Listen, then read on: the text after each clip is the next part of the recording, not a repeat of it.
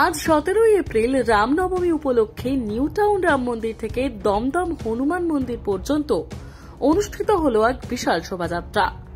সকাল 8টা নাগাদ এই শোভাযাত্রাটি শুরু হয় এবং দলে দলে শ্রীরাম ভক্তরা এসে এই পদযাত্রায় যোগদান করেন। অনুষ্ঠানটি পরিচালনার দায়িত্ব ছিলেন পীযূষ কনোদিয়া।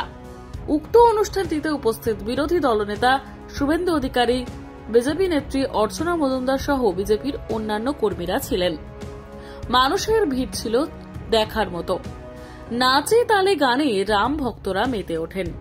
আমরা যেহেতু সনাতনী, আমরা হিন্দু, আমরা 500 বছর আগে থেকে যখন আমাদের ঠাকুমা দিদিমাদের মুখে শুনেছিলাম রামের মন্দির স্থাপিত হবে, সেটা হয়নি। তো 500 বছর পর যখন রাম মন্দির তৈরি হলো, আমাদের গর্বের বিষয় যে আমরা সনাতনী ধর্মে জন্মগ্রহণ করেছি।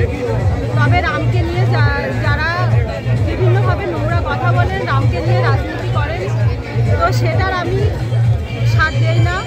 আমি মনে করি রাম হচ্ছে একজন মহাপুরুষ দেবতা, যিনি নিজের রাজ সিংহাসন, রাজ মুকুট ত্যাগ করে বনবাসে গিয়েছিলেন।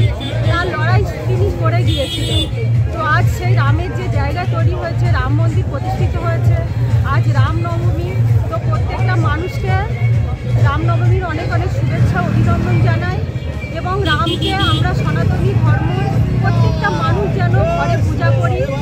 রামের প্রতি আমাদের যে শ্রদ্ধা ভালোবাসা, সেটা যেন রাজনৈতিক ময়দানে কোনো নোংরা রং না লাগে।